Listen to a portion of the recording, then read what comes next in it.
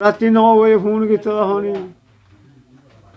ठीक ठाक कहना समान खोल लैने ते करगले जाना ते पैसे भेजे मैं 3000 रुपया ते तू अक्खी बनाई ले अपनियां ते मैं करगले चली जाना समान खोल लैने असें सवेरे सुनेआ इत्थें इ'यो द'ऊं जागत हे घमाने ते ओह् अन्ना होया बेचारा ते मैं तां भलेआं इ'यां भलेआं बस करी गेदा उ'यो कमाने आह्ला किल्ला हा केह् मंगां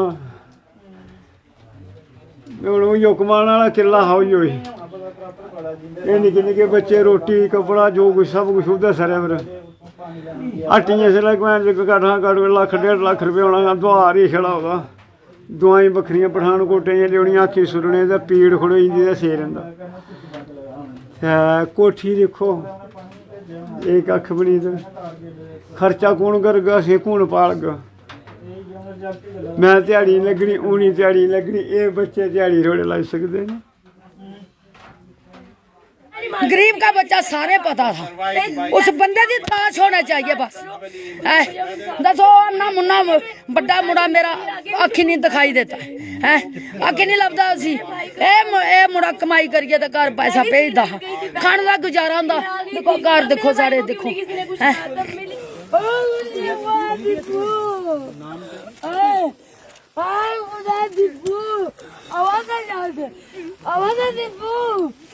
ओ दीपू ओ बच्चा दीपू बोला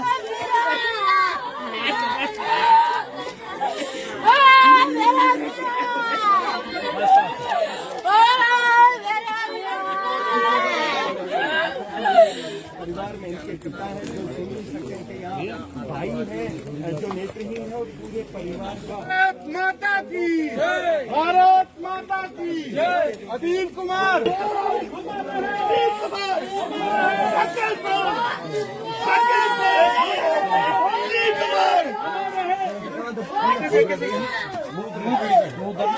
टारगेट किलिंग ने एक और मासूम की जान ले ली।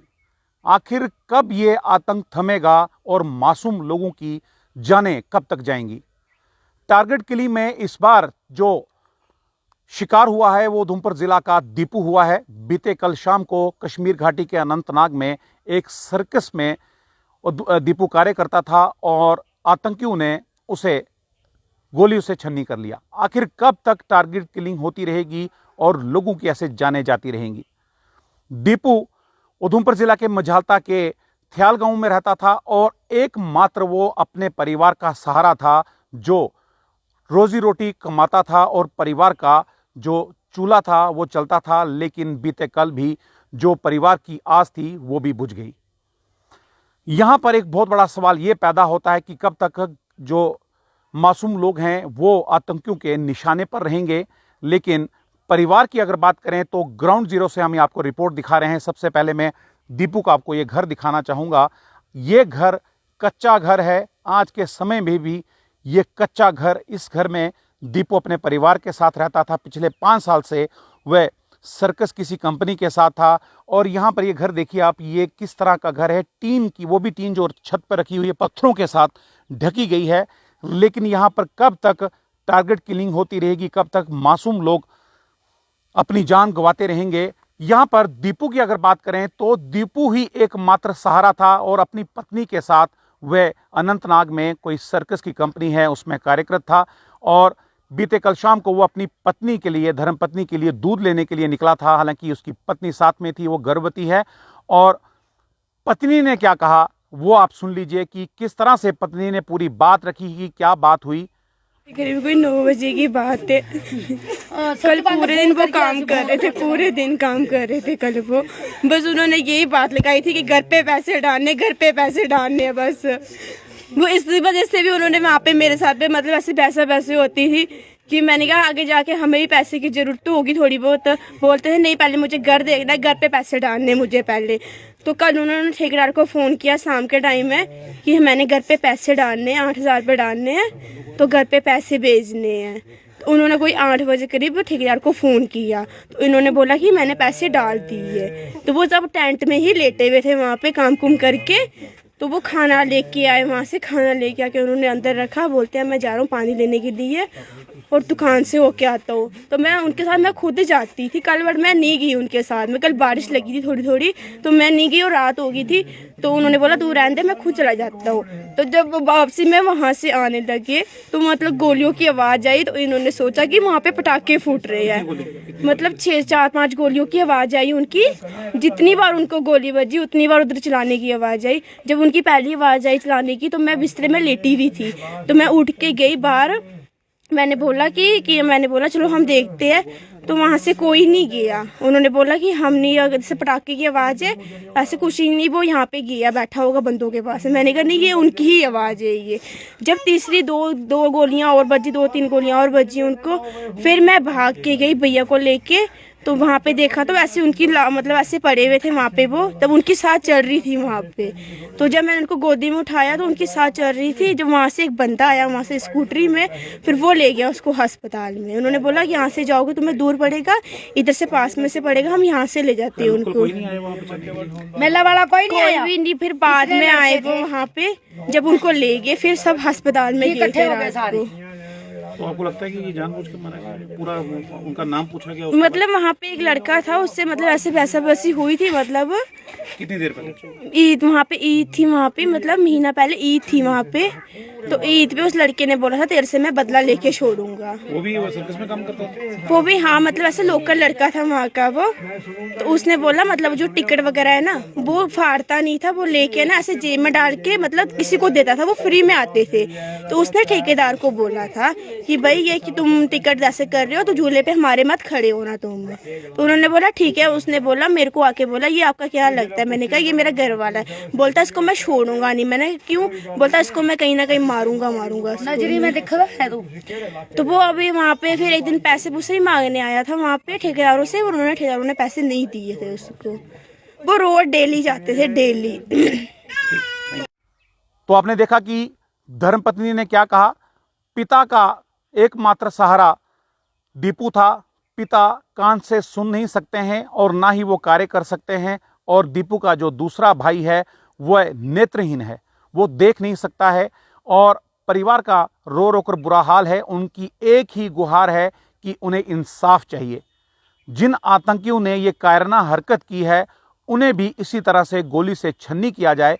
लेकिन यहाँ पर सवाल फिर से यही पैदा हो रहा है कि कब तक मासूम लोग इन आतंकियों के निशाने पर रहेंगे, कब तक ये लोग अपनी कीमती जानें गंवाते रहेंगे। टारगेट किलिंग आए दिन कश्मीर घाटी में हो रही है और परिवार के जो सदस्य हैं, खासकर जो कमाने वाले हैं, उन्हीं से उनका साया उठ जाता है।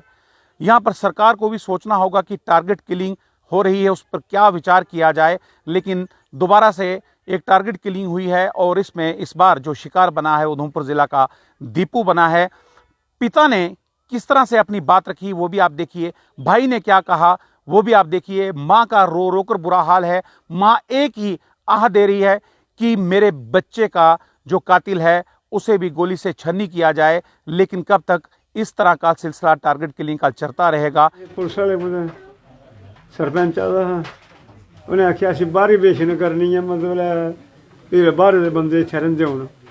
इतनी गल की तो फिर ये है सवेरे भी तुम आइए भी मिकी कन्ने सुना नहीं, मैं भी नहीं सुनोया। कुड़ी रोआ इतने तो मैं कह रोंदी है। फिर भी पूछा जाग तुम एक मां की है जाग तुम की गया है। राती 9 बजे फोन किया होनी ठीक ठाक है, समान खोल लैने ते करगले जाना ते पैसे भेजे मैं 3000 रुपया ते तू अक्खी बनवाई ले अपनियां ते मैं करगले चली जाना समान खोल लैने। सवेरे सुनिया इत्थै घरै दा कल्ला कमाना इयो दऊं जागत हे कमाने ते ओह् अन्ना होया बेचारा ते मैं तां भलेआं वैस करियै दा उयो कमाने वाला किल्ला हा। केह् मंगा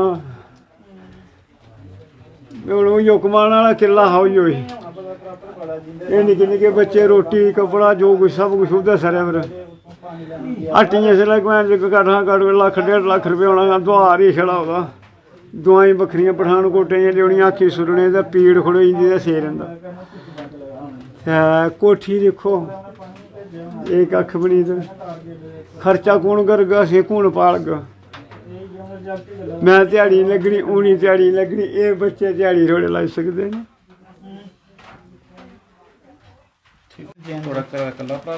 कल्ला कमाने वाला मिगी लभदा नहीं है ते वो पापा होर कमाई नहीं सकदे कुछ भी, ते कल्ला ही कमाने वाला हा, न्हाड़े सिरे घर चलदा हा सारा। हां जी असें पता लग्गेआ बडलै 7 बजे कन्नै इन्हें सनाया तां पता लग्गेआ।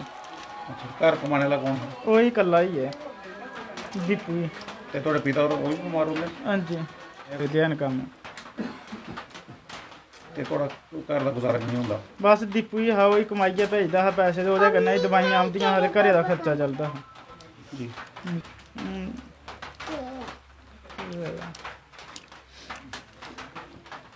ते बस सरकार कोला यही है जे इंसाफ मिलना चाहिए बस। मेरा बच्चा क्यों नहीं उठाया? और नहीं मेला वाले ने क्यों नहीं उठाया? और लड़के ने क्यों नहीं उठाया? ऐसे ऐसे तो साथ साथ ही रहते थे, बाद में क्यों नहीं रहे उसके साथ? इन्हें लड़की ना उठा के स्कूटर हॉस्पिटल में था। और पूरी तलाश करो मेले वाले की, पूरी तलाश होनी चाहिए कि पूरी गोलियां किसने लगाई। बस गरीब का बच्चा सारे पता था, उस बंदे की तलाश होनी चाहिए बस। दसो ना मुन्ना बड़ा मुड़ा मेरा अखी नहीं दिखाई देता है, अखी नहीं लभदा उसी। ए मुड़ा कमाई करिए तो घर पैसा भेजदा, खाने का गुजारा होंदा। देखो घर देखो सारे देखो।